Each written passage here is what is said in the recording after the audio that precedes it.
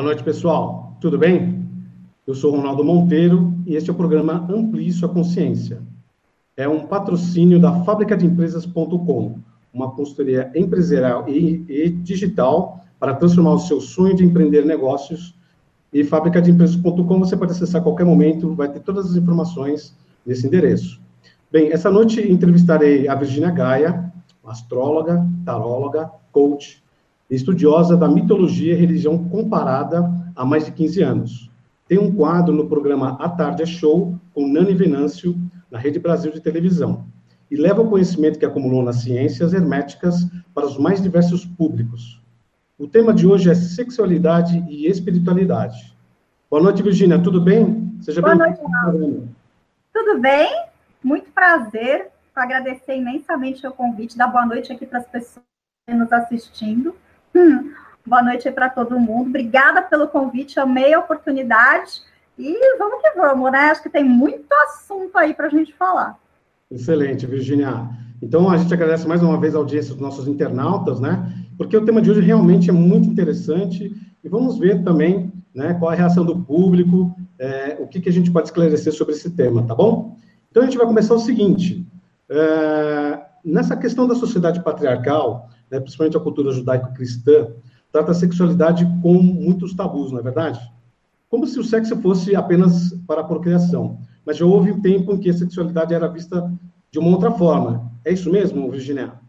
Na verdade, é muito interessante que a gente não sabe exatamente qual foi o ponto da história da humanidade em que a gente separou corpo de espírito, né? A gente separou, especialmente o sagrado e o profano, o corpo e o espírito, a gente separou isso de uma maneira tão grande que muitas vezes, né, a gente colocou o sexo num lado muito negro da nossa percepção, né, um lado muito sombra. E aí, você sabe, né, tudo que vira sombra acaba engolindo a gente, de certa forma, né? E a gente vê hoje, na sociedade, nos padrões sociais que a gente tem, ainda o sexo sendo visto como tabu, e esse é um grande problema para o desenvolvimento da consciência. Porque antes, se a gente for pegar historicamente, a gente tem na história da civilização vários povos que usavam o sexo até como, não só como meio de expansão da consciência, mas até praticavam rituais sexuais, tinha uma ligação maior, né? E até muitas vezes usavam a própria sexualidade como meio de expansão da consciência, como uma prática mágica, muitas vezes dentro dos rituais religiosos, se a gente for olhar, muitas vezes, muitos rituais até que usavam a sexualidade, transformando, né, fazendo esse trânsito entre, digamos, a espiritualidade e o uso do corpo de uma maneira mais natural, né? Quando a gente teve essa divisão, isso, a gente tem, né, a ascensão das religiões monoteístas, acho que, sobretudo, colaborou para esse tipo de coisa, mas a gente tem, em diversas práticas mágicas, a gente pode falar de Mesopotâmia, Antigo Egito, todos os celtas, druidas, ali também trabalhavam com rituais sexuais, muito ali da mitologia nórdica, das tradições nórdicas, quem trabalha ali com as tradições, né, os vikings, tinham muitas dessas coisas, né, os próprios romanos, né, então a gente tinha gregos e romanos, a gente tinha muito essa ligação que acabou sendo perdida. Se a gente for falar de história do Oriente, então, a gente tem histórias como, por exemplo, Tantra, tradições como Tantra, né, tradições que trabalham muito uma ideia integrada de desenvolvimento da consciência. E é interessante que aqui, no Ocidente, a gente vai fazer uma ligação e vai falar sobre sexualidade e consciência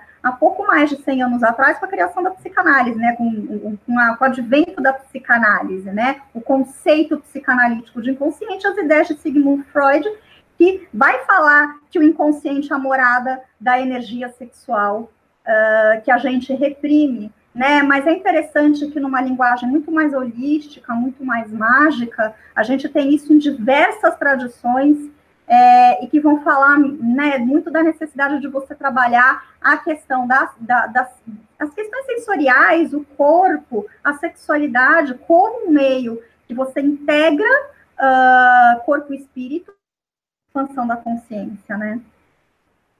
A questão do profano, né, nessa questão do sexual, e realmente é um tabu até hoje. Aqui no Brasil, a gente sente isso, né, nesse tabu. Então, seria uma forma de reprimir algo que é natural do ser humano, não é isso? Exatamente. É uma energia da criação, uma energia muito potente. Porque sem essa energia não existiria a humanidade, não é verdade? Claro, né? A gente acaba reprimindo essa energia e toda energia que é represada dessa maneira acaba o quê? Se tornando sombra, acaba engolindo a gente, né? A gente, assim, existe, né, um grande mito que eu acho, né, de que aqui no Brasil a gente vive uma sociedade muito liberal, mas isso não é verdade, né? Nós somos bastante conservadores aqui no Brasil, bastante machistas, né? E esse conservadorismo se traduz também, que a gente fica, digamos, a nudez é muito naturalizada em ritos como o carnaval, que, aliás, tem origem pagã, é uma festa que tem origem pagã, mas fora desse contexto, a gente acaba tendo diversos tipos de repressão, né? Uma das coisas, inclusive, que eu busquei para fazer os meus trabalhos, né? Que eu trabalho a questão da sexualidade, especialmente em trabalhos de coach de relacionamento e de sexualidade, né? Assim, faço um trabalho de coaching, no caso, para que a pessoa consiga unir, né, essas duas partes, digamos, da vida, né, consciência e sexualidade, e que a gente trabalhe a espiritualidade e os relacionamentos com uma visão muito mais ampla, né? Então, nesse trabalho que eu faço, eu busquei até uma certificação como sexóloga, né, sou certificada pela ABEME, que é a Associação Brasileira das Empresas do Mercado Erótico e Sensual, como educadora sexual, justamente para que eu conseguisse trabalhar essas questões, trabalhando justamente nos traumas das pessoas, nas dificuldades, nas disfunções sexuais, porque justamente essa repressão acaba criando uma relação muito ruim com o próprio corpo, que, em última instância, acaba atrapalhando, inclusive, o desenvolvimento da consciência, o desenvolvimento espiritual mesmo, né, do indivíduo. Faz todo sentido, né? Porque os maiores conflitos da humanidade, até mesmo pelos crimes passionais, entre tantas outras questões, até religiosas, ocorreram por esse fator de repressão à sexualidade, não é isso, Virginia? Exatamente. A gente tem aí vários momentos históricos, né, em que a gente percebe o quanto que essas questões acabaram pesando, e eu falo não só para, né, as grandes decisões, etc., mas muito para o bem-estar, né, para o conceito de bem-estar do ser humano, né? Quando a gente fala de consciência, de espiritualidade, no fundo, o que a gente está buscando é uma sensação de bem-estar, né? E é interessante que a gente, só depois da psicanálise que a gente começou, aqui no Ocidente é tão tabu, né? E mesmo assim a gente ainda tem muitas dificuldades de perceber o quanto que a sexualidade é importante para o bem-estar. Isso não era assim, né? A gente tem em outras, a gente tem aí, se a gente fizer traçar aí uma linha do tempo, a gente vai perceber que essa grande repressão vem de 2.000, 2.500 anos para cá, mais ou menos, com a exceção do monoteísmo, na verdade, né? Porque você tinha diversos, e aí N culturas de diferentes orientações, diferentes culturas, em diferentes pontos da história, trabalharam isso de uma forma muito mais saudável do que a gente trabalha hoje. O Brasil realmente é um país machista, né? Essa liberdade, tanto que se prega por aí, não é bem assim. Tanto da parte da mulher quanto do homem, acho que principalmente do homem. Porque o homem ele coloca uma situação de que ele pode tudo e a mulher não pode nada, não é isso? A gente ainda tem o Brasil, quando você pega as estatísticas mundiais, o Brasil é um dos países nos quais a gente tem a maior diferença de comportamento sexual e especialmente de números de parceiros, pelo menos a diferença declarada em questão de número de parceiros. Isso mostra o quanto que a gente tem ainda um descompasso muito grande para olhar a vida sexual da mulher e a vida sexual do homem, né? A gente ainda tem uma cultura muito que diferencia muito a experiência sexual de um e de outro, né? Isso, claro, é reflexo de uma sociedade que é conservadora, né? Que é machista. A gente vê aí todos os exemplos que a gente tem de machismo no dia a dia e que, sim, vai se refletir também no campo da sexualidade, entre outros campos, né? Mas no campo da sexualidade vai se refletir e vai colocar a mulher numa condição de desvantagem sempre, né? E o mais interessante é que, do ponto de vista espiritual, do ponto de vista psíquico, essa desvantagem feminina, ela vai ter impacto igualmente para homens e mulheres, né? Porque a gente vai ter também homens com uma dificuldade muito grande de lidar com o feminino como arquétipo, né? Assim, uma dificuldade muito grande de trabalhar, já que a gente trabalha sempre com polaridades, com masculino e feminino, com yin e yang, né? Com Sol e Lua, com Marte e Vênus, a gente vai ter muito nos homens também, até porque por conta desse machismo, desse conservadorismo, uma dificuldade muito grande de lidar com o feminino. Tem uma questão que eu e a Cris, a gente sempre levanta nos nossos programas, né, nossas entrevistas, que é o seguinte: se cuida muito da saúde física, se cuida muito da parte externa, né, do ser humano, mas tem duas saúdes que são importantíssimas, aproveitando a tua entrevista, que é a saúde mental e a saúde sexual. Tá? Não necessariamente nessa ordem, mas se a sua mente está ok, e você está ok com a sua sexualidade, você é uma pessoa feliz, não é isso, Virginia? Exatamente. Porque o que acontece, até falando do ponto de vista mais místico, e eu trabalho muito com esse sistema, o sistema dos chakras, por exemplo, né? Segundo as tradições dos tantras, que na realidade é um conjunto de escrituras, e depois isso foi, né, para os estudiosos de hermetismo e para estudiosos de magia sexual, acabaram fazendo correspondências desses chakras com as esferas da árvore da vida da Cabala e com diversos níveis de expansão da consciência. O que a gente precisa ter?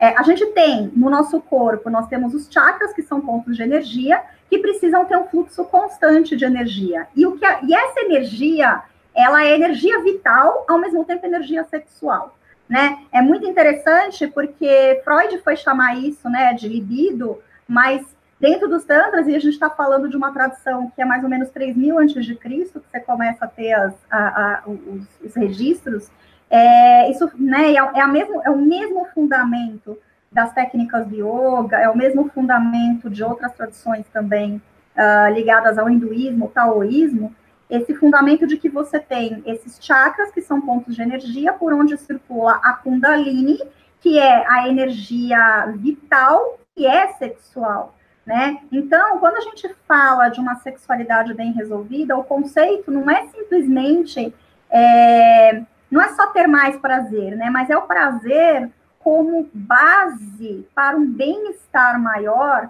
num nível muito mais profundo, né? Essa energia destinada a diferentes áreas da vida que eu queira destinar, diferentes áreas da vida que eu queira aplicar. E aí a gente vai falar de bem-estar físico, claro, de saúde. Hoje em dia a gente já tem diversas pesquisas que uma vida sexual frequente, por exemplo, é essencial, ela fortalece o sistema imunológico, ela favorece a disponibilidade de alguns neurotransmissores que fazem com que a gente tenha a melhor sensação de bem-estar, previne depressão, quadros de ansiedade, todo esse tipo de coisa, mas a gente tem muito mais do que isso, do ponto de vista místico, do ponto de vista holístico, que é onde eu trabalho, no campo da sexualidade holística, com a abordagem holística da sexualidade, a gente tem muito mais energia para praticar, para colocar em prática o que? A nossa vontade, a nossa verdadeira vontade,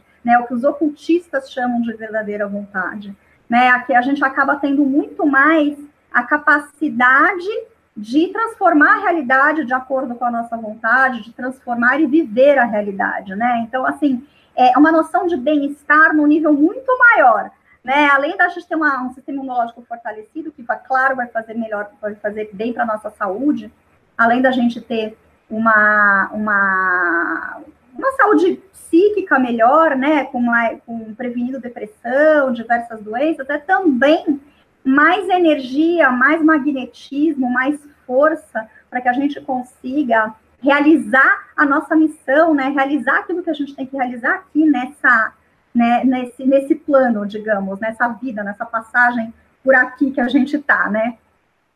Perfeito, Virginia. Então, é uma questão de se utilizar de uma forma mais concreta, né? Uma forma mais liberta, não libertina, mas uma forma mais tranquila, né? Livre, de se utilizar um mecanismo humano, né? Uma atividade humana que é o poder da criação, tá certo? Exatamente.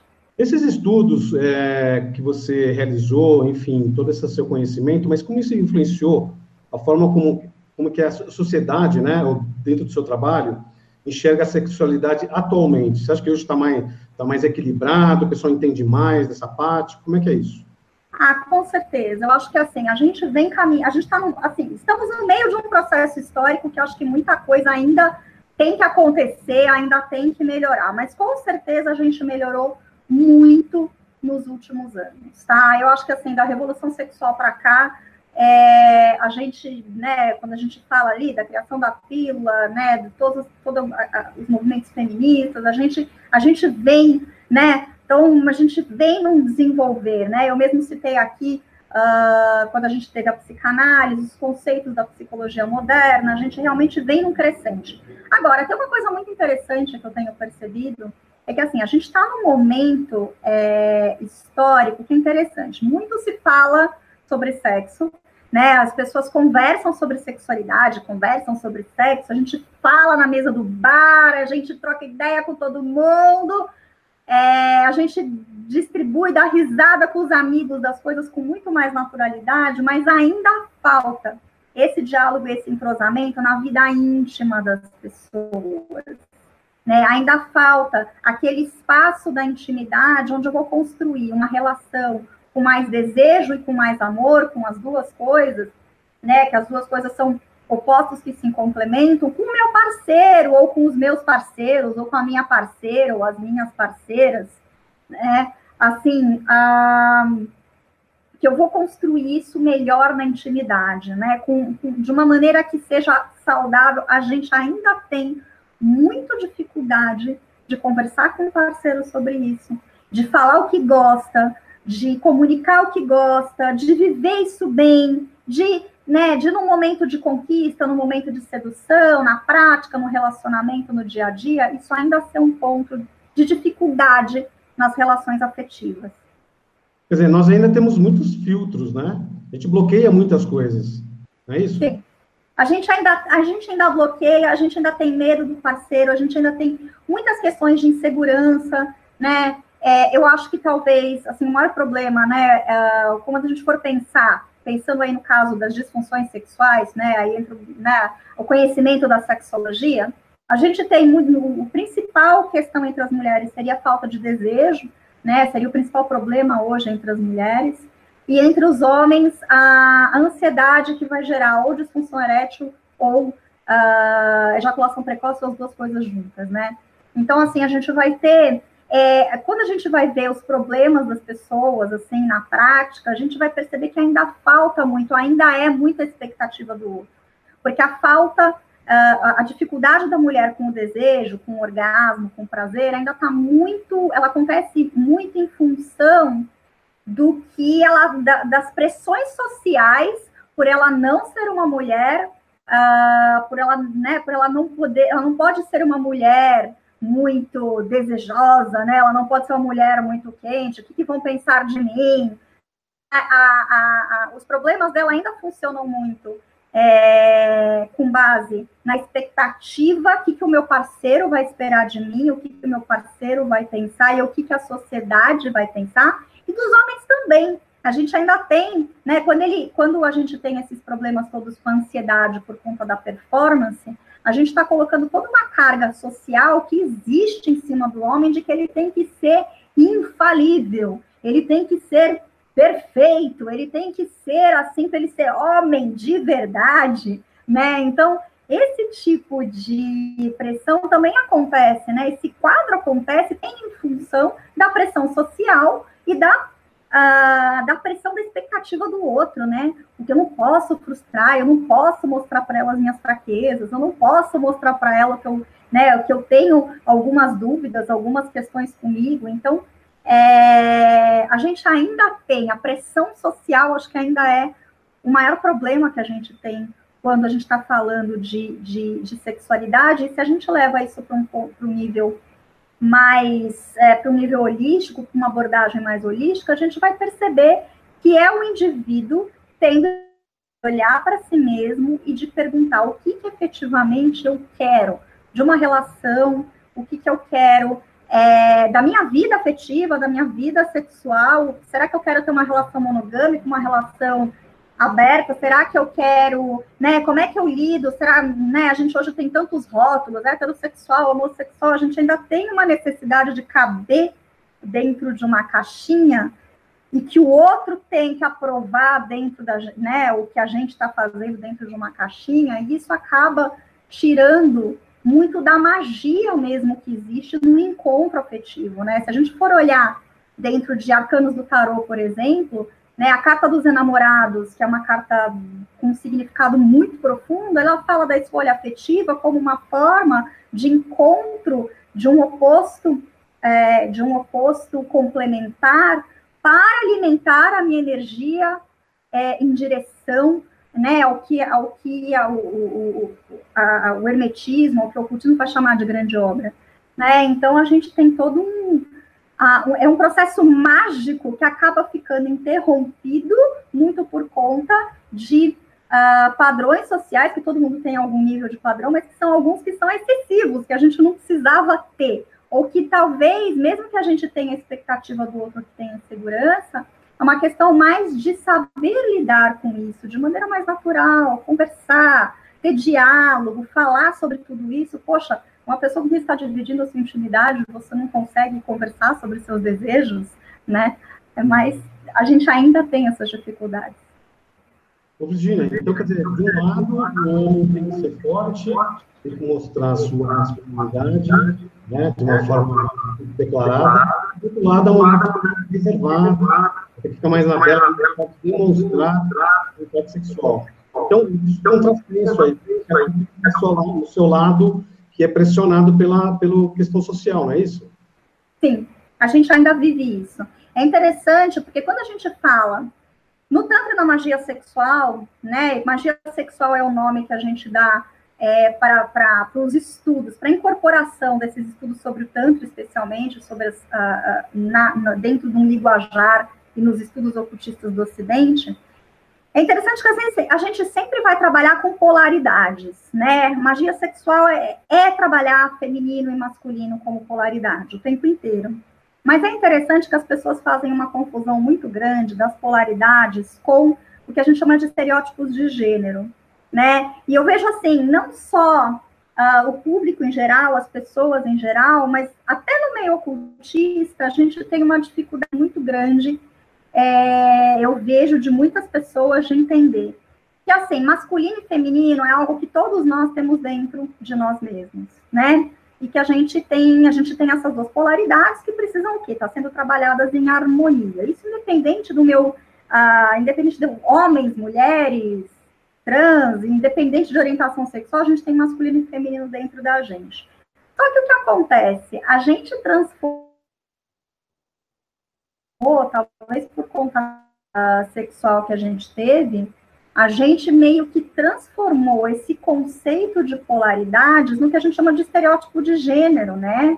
Então, a mulher tem que ser frágil, pudica, querer amor e relacionamento, o homem tem que ser viril, ativo, forte, infalível, né? Não querer relacionamento. E quando a gente transformou tudo isso em estereótipo de gênero, sem entender como polaridade, que é a visão holística da coisa, que é a abordagem mágica da coisa, né? A gente transformou tudo isso numa equação muito difícil de resolver. Quando a gente colocou homens e mulheres, parece que em lados opostos de um cabo de guerra, né? Em que numa sociedade que, né, com ascensão, né, com a sociedade que é patriarcal, os homens estão ganhando nesse cabo de guerra por enquanto, né? Então, assim, reduzir essa coisa a um cabo de guerra é muito complicado. E se a gente for olhar do ponto de vista holístico, homens e mulheres são indivíduos com polaridades que precisam estar em equilíbrio, né? E é assim que a gente vai olhar o desenvolvimento psíquico, mental e espiritual do indivíduo, né? Ou seja, uma evolução de uma sociedade é uma evolução sexual, uma sociedade mais equilibrada, uma sociedade que talvez não gere alguns problemas, né, sociais. Porque se a coisa é de uma forma aberta, né, você não tem aquela coisa oculta para você resolver. Uma coisa aberta e muito bem diferenciada entre as pessoas.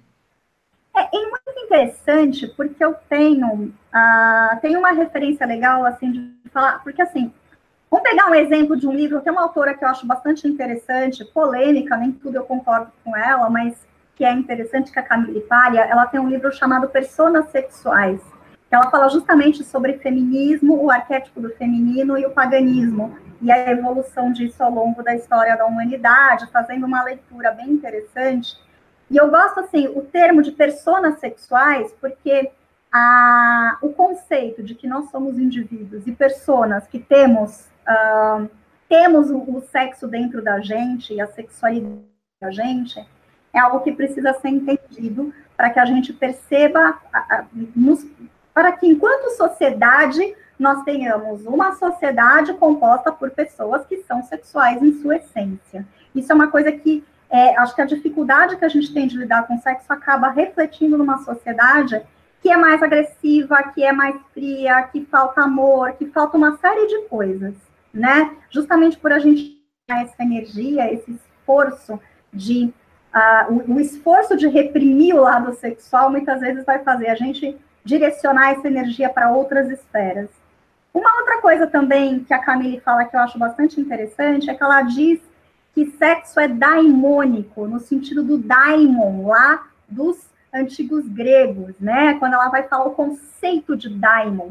E o que é o daimon? A tua essência, né? Como se fosse o teu mentor interno, né? Talvez o teu lado um pouco sombra, usando uma linguagem um pouco junguiana, você ter um lado sombra que precisa ser integrado a você, né, ao teu lado luz, no teu processo de desenvolvimento, no processo de individuação, para usar um termo bem junguiano. Então, também é perceber isso, né? Nós somos personas sexuais vivendo numa sociedade, só que a gente tem uma dificuldade muito grande de perceber isso com naturalidade. A gente não quer lidar com o nosso daimon ou com a nossa sombra, muito menos nos percebermos enquanto indivíduos sexuais, e com isso a gente transforma a sociedade numa sociedade muito mais neurótica, né? Uma sociedade com muitas neuroses, com muitas dificuldades, que vai, inclusive, se refletir em outras áreas, né? Não só na vida sexual das pessoas, mas na maneira como elas se relacionam, como elas mantêm os seus círculos sociais, as suas amizades, né? A sua vida de uma maneira geral. Perfeito. Nessa questão, por exemplo, do Freud, né? Ele buscou com o trabalho dele, através da questão do libido, a transformar a sexualidade numa coisa menos opressora, é isso? Sim, ele, na verdade, eu acho que para o Ocidente, Freud é uma figura fundamental, né, entre várias coisas, né, que ele falou de diversas coisas, mas ele que fundamentou esse conceito da libido como energia vital. Libido, energia sexual, energia vital, e que, se não resolvida, vai para o nosso inconsciente. O nosso inconsciente é feito de energia sexual reprimida. Basicamente, num super resumão, assim, mais ou menos os conceitos com os quais ele trabalha. É interessante que ele aparece no Ocidente há pouco mais de 100 anos, falando isso, chocou a sociedade, uma sociedade extremamente pudica, extremamente puritana na época, mas é muito interessante quando a gente faz um paralelo e que percebe que a energia sexual, falando como energia, como meio de autorrealização, falando de magia como uma forma de desenvolvimento de si mesmo, isso acompanha a humanidade há muito tempo, né? Na Mesopotâmia a gente tinha rituais sexuais, cultos sexuais. No Antigo Egito a gente tinha as festas, os rituais sexuais, né? É que a gente foi ao longo da história reprimindo esse tipo de coisa, né? Especialmente quando a gente teve a ascensão patriarcal, a ascensão de uma religião monoteísta que divide muito sagrado e profano, corpo e espírito. A gente meio que separou isso de um jeito que parece que a sexualidade ela não entra em nenhum momento, né? Parece que a gente separa de um jeito tão maluco que ela não entra em nenhum momento na ideia e no conceito de autodesenvolvimento, especialmente não só mental, como especialmente espiritual também, né, autorrealização e o conceito de espiritualidade, quando ele, né, a ideia de olhar tudo isso de maneira integrada, faz a abordagem da sexualidade muito mais rica. Né? A gente consegue olhar o indivíduo como um todo, e não olhar o sexo como uma atividade que eu vou fazer no momento X da minha vida. A gente vai ter o espaço para isso em algum momento da rotina, mas perceber que ela também é a base, ela estando bem resolvida, é a base para o bem-estar em diversas áreas da sua vida. Entendi. Como é que as ciências ocultas, né, enxergam essa questão? Existe conteúdo nessas ciências que questionam? Como é que é a tua visão em relação a isso? Então, dentro do ocultismo, a gente tem alguns teóricos, né, que trabalharam com o estudo do que se chama de magia sexual, né? Então, a gente tem um pouco, na verdade, quando você começa a ter ideia das sociedades secretas, do ocultismo se desenvolvendo, né, na era que a gente está ali, pós-iluminismo, né, que a gente vai ter a teosofia, os Rosacruz, né, que você vai ter todo o desenvolvimento, depois a gente vai ter a ordem hermética da Aurora Dourada, e a gente vai ter diferentes pessoas que vão olhar para a história da sexualidade com uma visão ocultista, tá? A própria Blavatsky, dentro da teosofia, vai estudar muito, né? O Pascal Rudolph também vai olhar para esses termos aí, ele vem de uma escola Rosacruz, né?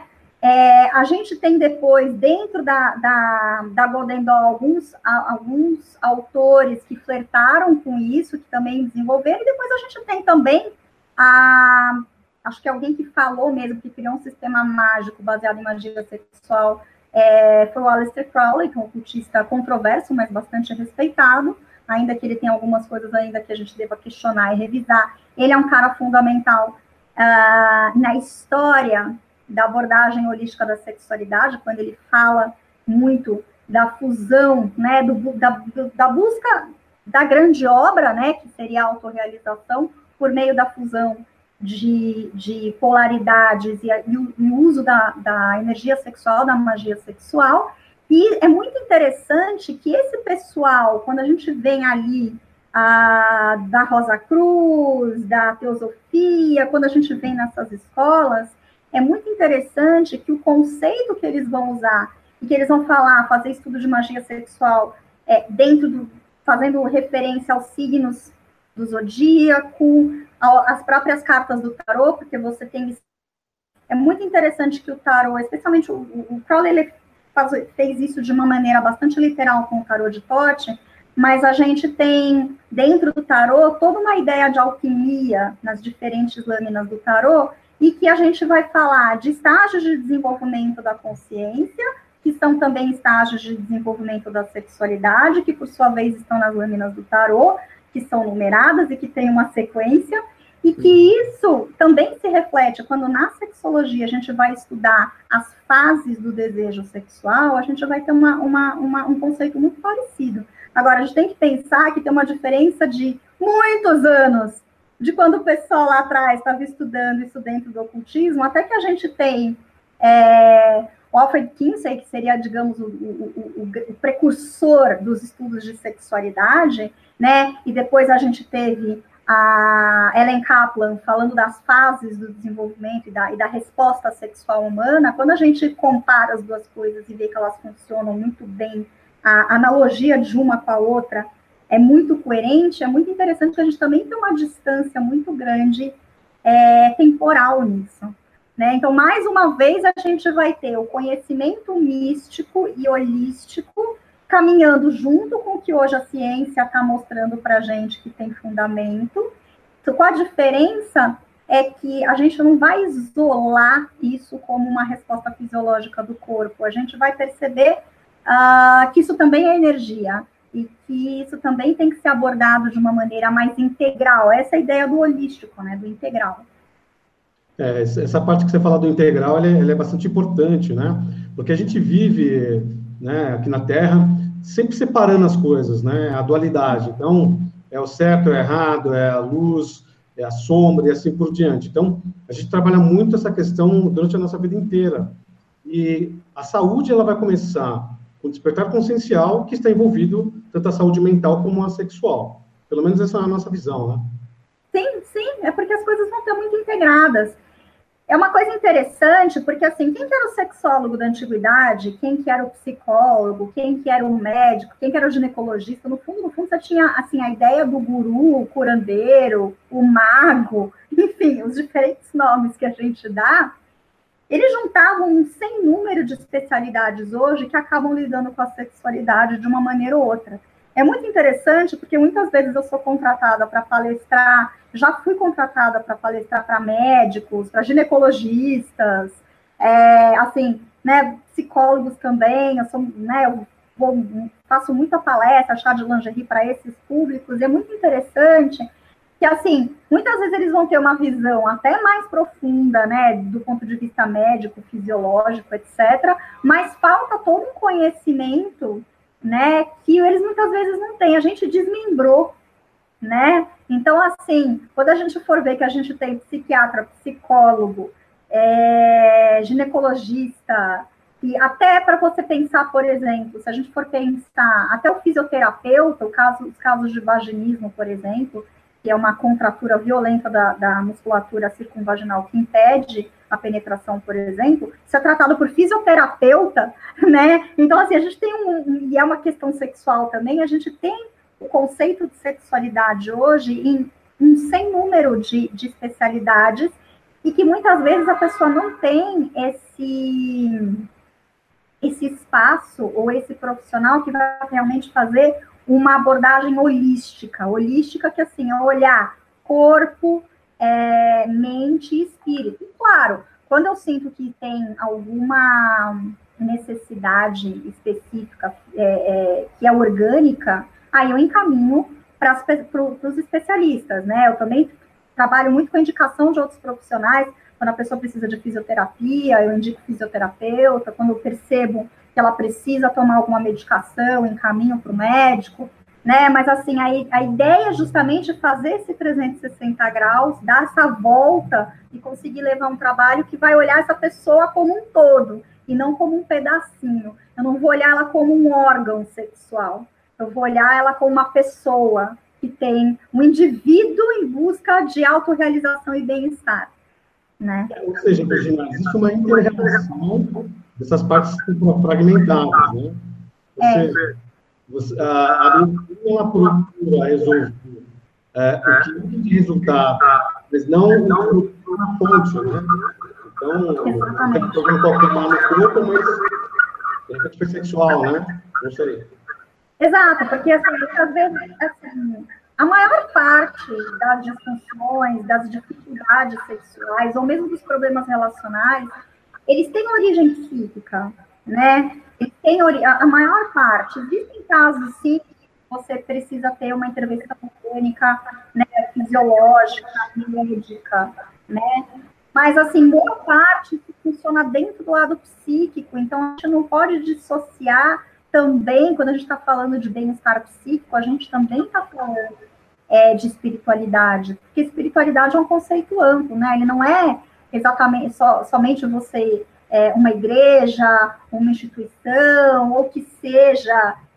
Espiritualidade é um conceito amplo, né? Por isso que muitas vezes eu vou trabalhar, por exemplo, para quem está com questões sexuais e de relacionamento, eu trabalho, por exemplo, com meditações, eu trabalho com a aplicação de florais, né? Então, eu trabalho com alguns banhos de ervas, com algumas coisas para que a pessoa trabalhe essa energia e alinhe e equilibre os seus chakras, né? Dentro de si mesmo, né? Na verdade, funciona muito na ideia de equilibrar e alinhar os chakras e ter a energia vital da Kundalini circulando, não só para ela se relacionar melhor, mas, assim, para partir disso, do se relacionar melhor, do ter uma vida sexual melhor, ela trabalhar melhor, ela realizar os desejos dela, ela conseguir cumprir metas e objetivos de vida que ela tenha, ela consiga chegar na essência dela, na realização do que é o significado de vida dela, o propósito de vida, né? Eu trabalho muito com essa coisa do propósito de vida,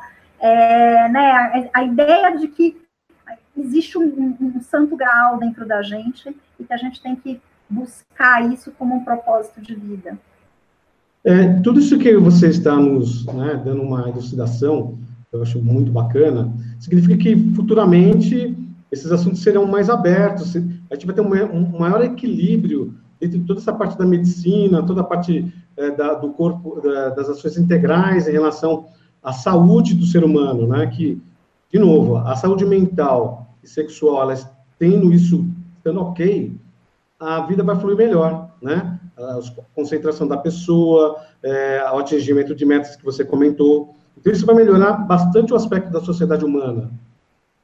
Eu acho que sim. Eu acho que, assim, eu costumo dizer que o que eu faço é um grande resgate do passado para viver melhor o futuro. Eu não gosto muito da ideia, né, para repensar o futuro. Não que eu não gosto da ideia de viver no passado. Existe uma série de coisas que a gente vai olhar e ver as tradições e rever as tradições. Quando eu falo das tradições dos rituais sexuais, eu falo muito pela ideia da gente trabalhar o sexo também como energia, a sexualidade como energia vital, mas é óbvio que a gente vai dar uma roupagem contemporânea para olhar o futuro também. Por isso que eu fui buscar uma base de certificação em sexualidade, de ser sexóloga e de entender as questões também hormonais, fisiológicas, a parte orgânica, e também acompanhar. Você sabe que hoje todas as pesquisas, as pesquisas mais importantes na área da sexualidade humana estão muito atreladas à neurociência, tá? Porque a gente mapeou, por exemplo, parece ultra recente, mas é verdade, a anatomia completa do clitóris foi desvendada em 1998, tá? É super recente. Recente, né? Uhum. Muito recente por conta de todos os tabus que a gente tinha em relação à sexualidade feminina e até o próprio clitóris, a anatomia dele. Mas, assim, do ponto de vista orgânico, anatômico, estrito senso, existem poucas coisas ainda que a gente tem muito a crescer, a desenvolver. Por outro lado, dentro da neurociência, falando de todas as questões neurais que o sexo envolve, é que a gente tem um maior número de pesquisas. Então, é legal a gente juntar uma coisa com a outra e entender que, novamente, a gente, com uma visão holística lá do passado, a gente vai ver a ciência comprovando ou explicando muitos dos conceitos que lá no ocultismo são muito antigos. Você sabe que muitos dos rituais sexuais trabalhavam a ideia entre vida e morte, né? Morte e renascimento. Daí também que vem a expressão do orgasmo em francês, que fala petit mort, ou seja, pequena morte. Hoje, com os estudos avançados da neurociência, o que se percebe é que o sexo acaba ativando diversas áreas do cérebro, até que no momento do orgasmo a gente vai desativar gradualmente diversas áreas cerebrais, até que a gente vai ficar realmente com um pedacinho dele muito pequenininho funcionando, que é o que a gente tem durante o orgasmo, né? Por isso que a gente tem a perda temporária de consciência. Então, de fato uma pequena morte, já que a gente desativa estruturas neurais para que a gente tenha um orgasmo, né? Então, assim, claro que a gente fala do estímulo certo, da importância do estímulo do clitóris, das zonas erógenas, no caso da sexualidade feminina, no caso dos homens também, a gente tem as zonas erógenas do homem, né? A gente tem aqueles pontos que são fortes, mas que a gente tem que perceber que é realmente uma questão muito mais abrangente. De fato algo que vai falar, e quando a gente está falando de transição de consciência, se a gente fizer esse paralelo do mágico e oculto com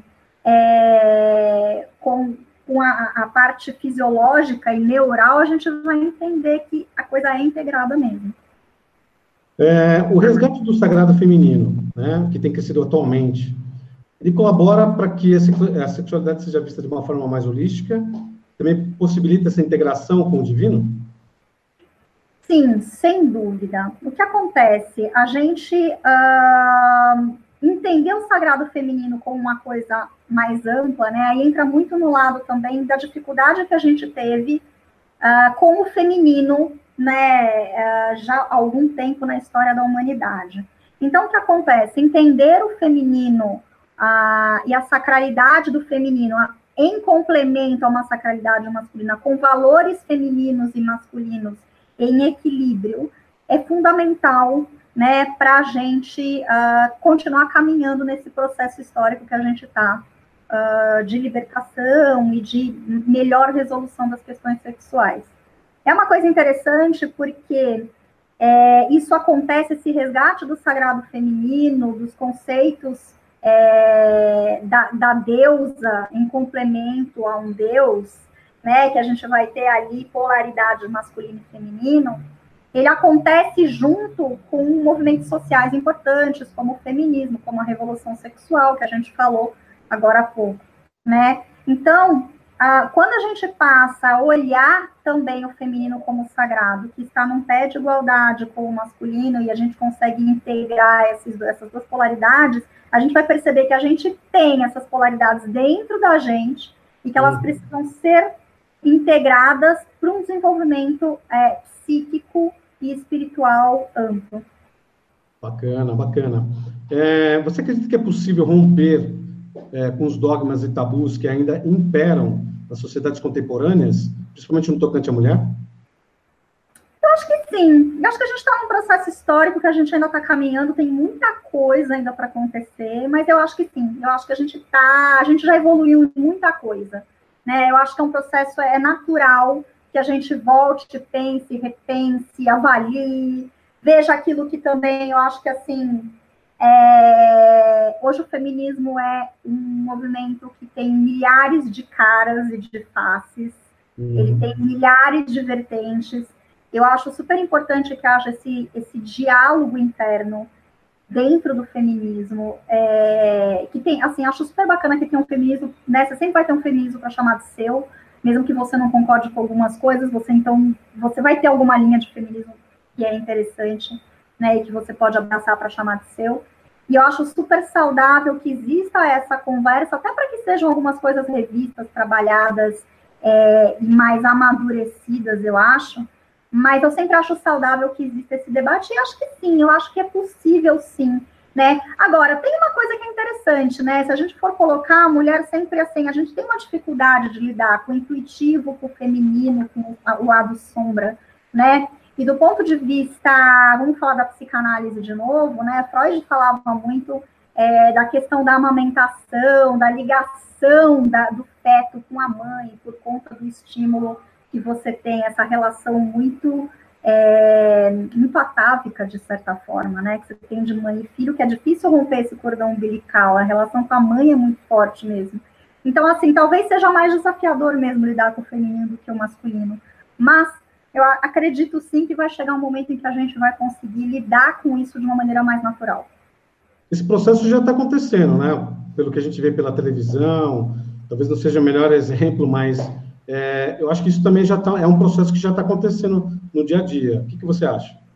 Acho que sim. Acho que a gente, primeira coisa que a gente tem uma mudança de comportamento muito grande, né? Eu acho que sobretudo as mulheres, né? Isso está partindo muito das mulheres de buscar. Acho que num primeiro momento, né? Se a gente for pensar na história lá das sufragistas, lá atrás que queriam voto e propriedade privada, isso aumentou muito para a gente querer espaço no lugar de trabalho, e claro, isso vai também para a sexualidade, no sentido de perceber que tem direito ao prazer, que também tem que se conhecer, que tem que é bom que ela também conheça o corpo dela, conheça o que goste, que se sinta mais livre e não presa aí a estereótipos e preconceitos do que ela tem que ser, né? Essa coisa do que ela tem que ser para agradar o outro, que é uma coisa super complicada, essa expectativa, essa neurose feminina. Acho que sim, a gente já está vendo muita coisa acontecendo, embora ainda precisa muita coisa, né? A gente vê também na sociedade. Hoje, se você for olhar, por exemplo, o mercado erótico, por exemplo, se movimenta muito pelo mercado feminino, pela consumidora mulher, né? Que hoje se interessa muito, porque ela precisa desse estímulo hoje, ela busca esse estímulo para incrementar a relação dela, para alimentar o desejo, a libido dela, e eu acho que isso é fantástico. A gente tem alguns marcos históricos muito recentes e, com certeza, devem evoluir para algo que seja ainda mais bacana no futuro. Perfeito. A gente está chegando aos 10 minutos finais do nosso programa, E eu queria te perguntar o seguinte, você acredita que o indivíduo consegue viver a sexualidade sem tantos dogmas e tabus, né? E integrando com todos os aspectos que você comentou da vida, ele pode se conectar com o sagrado? Sim. Porque, assim, como a gente fala de...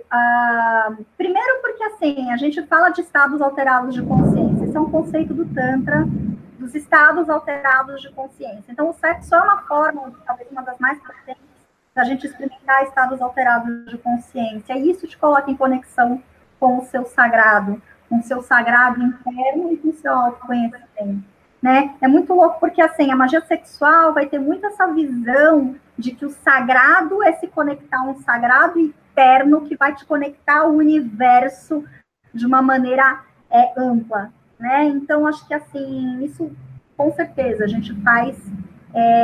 a gente dá para o indivíduo o poder na mão dele de se conectar com o seu sagrado. Sagrado, né? Perfeito.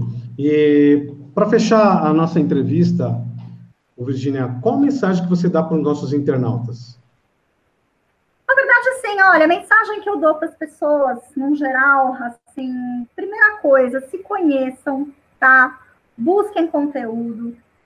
Quer trabalhar, assim, quer entender essa parte da sexualidade, busquem profissionais sérios, estudos sérios, tá? No caso, isso é um recado específico para as mulheres, que muitas vezes esse ambiente em que a gente fala de ocultismo, de magia sexual, às vezes acaba sendo um pouco hostil para as mulheres, por conta de ainda ser tabu nessa comunidade. Apesar de ser uma comunidade que trabalha com todas essas coisas, a gente ainda tem alguns tabus. Então, eu acho que para as mulheres, assim, terem essa consciência e acho que a gente consegue tirar isso de letra, indo atrás, percebendo que a gente não precisa se sujeitar a nada para conseguir o conhecimento, que ele está muito dentro, e não em pessoas, né, nem em questões externas. Acho que, assim, importante também para as pessoas entenderem, né, que se você está com questões, com dificuldades no seu relacionamento, está com dificuldades com a sua sexualidade, entender isso é fundamental e que não necessariamente você precisa desmembrar isso para buscar no especialista aqui, lá ou colar, você pode ter uma visão muito mais holística, né, e se precisar de coisas pontuais, eu acho que um profissional que tem abordagem holística pode te indicar melhor alguns profissionais para questões específicas que fogem, né, desse escopo. Buscar alguém, né, credenciado, certificado para fazer um trabalho sério e acho que assim se conhecer, né, pensar que assim, que a força do amor, que no fundo a gente está falando de amor e desenvolvimento, né, é o desenvolvimento através do amor, né, que não existe lei maior nessa vida que a lei do amor. Né? Acho que esse é o grande recado aí para as pessoas pararem e pensar um pouquinho. Olha, Virginia, foi excelente. Eu gostei muito de conversar com você. Espero que nossos internautas também tenham gostado. E fica o convite para você vir aqui numa próxima vez para falar sobre os adicionados ao que você falou hoje com a gente, tá bom? Legal. Vou deixar aqui também para o pessoal agradecer toda a audiência, pessoal, para me seguirem nas redes sociais, eu posto dicas astrológicas todo dia, eu falo também, tem artigos no meu site falando de relacionamento.br, tem também o meu perfil no Instagram, Virginia Gaia, não tem segredo, é tudo com Ito Gaia, e também a minha fanpage do Facebook, só ir lá, Virginia Gaia, Astrologia, Tarot e Coaching, só curtir e me seguir, eu coloco aí as dicas todos os dias. Virginia, muito obrigado e até a próxima, então, tá bom? Até a próxima. Acho que realmente a entrevista hoje foi bem bacana. Fiquem atentos à programação no crontv.com. Inclusive, vai ter novidades na semana que vem que a gente vai falar sobre o futurismo. Sim, a gente vai montar aí alguns pacotes em algumas regiões aqui do país, onde tem bastante a manifestação de OVNIs. A gente vai fazer aí um convite a vocês. Aqueles que estiverem interessados, basta entrar no crontv.com, no link contato, e mandar lá a sua solicitação que quer participar do futurismo. Tá bom? Uma boa noite a todos e até a próxima.